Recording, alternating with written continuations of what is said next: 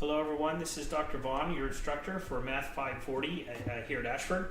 And I'm going to post a video, my first time doing this here at Ashford anyway, just a little introduction and overview of the course. Hopefully this will get everyone off to a good start, also let you know a little bit about myself, and hopefully you'll be comfortable asking me with any questions. I can do these kinds of videos on a wide variety of different sort of topics.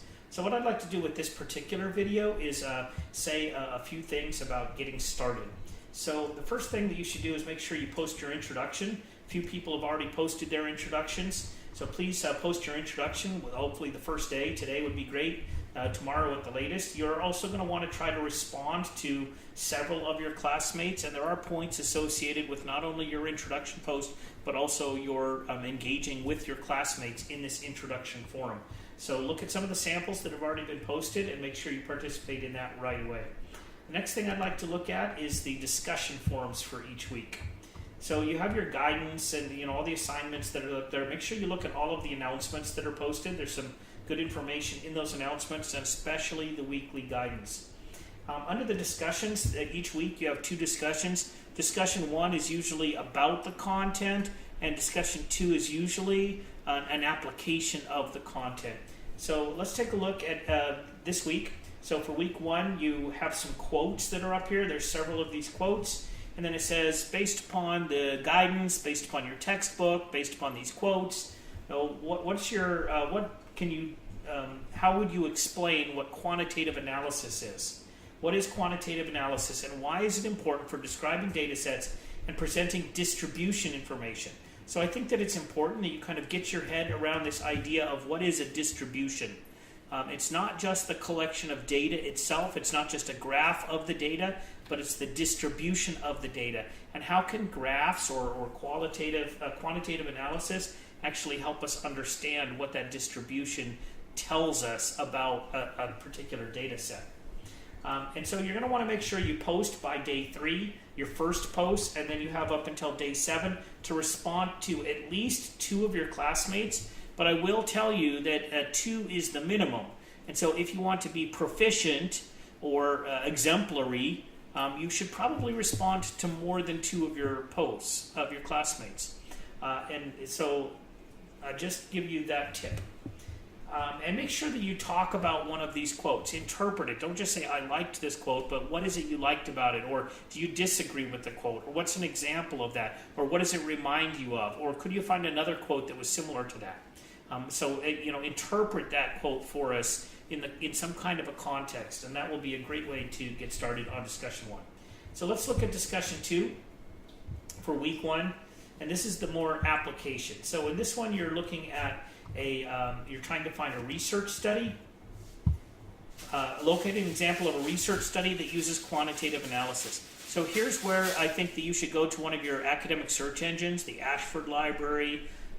Use something probably besides Google. You want to go to a search engine where you can look for professional papers on a variety of topics. Not just a website that you thought was interesting, but something that has an academic approach to using quantitative analysis in some kind of a context. This can be very difficult because those papers that you will find are going to be difficult to read and interpret, but that's exactly what we're asking you to do. We're asking you to find a paper and then to explain it. Explain it to me, explain it to your peers, and explain it as if you were talking to somebody who wasn't even in this class. What was the point of the paper? What question were they trying to answer? What sorts of tools and techniques did they go about to try and answer that question? And what were the results? And if you go through that process, I think that you'll do well in all of the discussions. Really, almost every week we do that same thing. Find an example of a paper or research study that used this kind of approach, and then you'll explicate it, you'll talk about it. Make sure that you reference it, cite it appropriately using APA conventions. You should probably have just a copy of your textbook in APA format that you could just cut and paste into just about every post that you're going to do into the discussion board. And again, respond to at least 2 classmates in each of the discussions. So you're going to want to have 2, really 3 is what I'd say is the minimum if you want to be proficient or exemplary in each of the 2 discussions. So plan on being active in those boards throughout the week.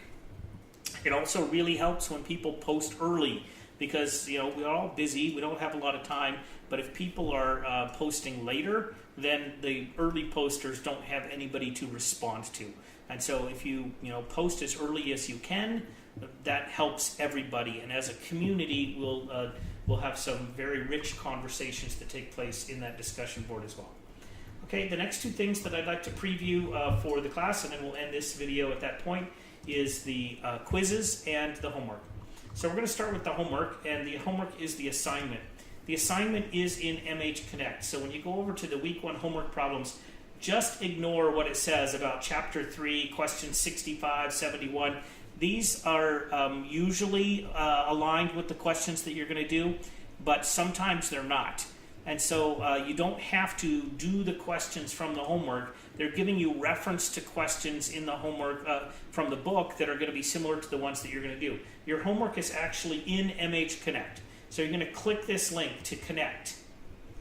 And then you'll load the MH Connect in a new window. This will take you over into the McGraw-Hill Connect. This is the instructor view. Your view will look slightly different. But you'll see these week 1 practice, week 2 practice, week 3 practice, etc. These are your assignments. These aren't just practice, but these are your assignments. You complete these things, and you will get 2 out of 2 on your homework. And most people do get 2 out of 2. One note about this is that when you are in here and you're working on your assignment, at the end, make sure you do all of the problems, and then there's a submit button in the upper right-hand corner. Make sure you actually submit your assignment before it's due at the end of the week, and that way you'll get your points and everything will go smoothly. If you don't submit it, I can do it on your behalf, but it's really tedious, and so I'd prefer that you are able to submit it on your own. And most students are able to after the first week or so. All right, and one more thing, and now the quizzes. And so to get to the quizzes, we'll go to the home page, and week 1, the quizzes. These are not in MH Connect. So these quizzes are just problems that are right here in Canvas, and you'll click the button. Mine says preview, but you can actually just attempt the quiz. There's 10 questions. They're multiple choice. Do your best on it.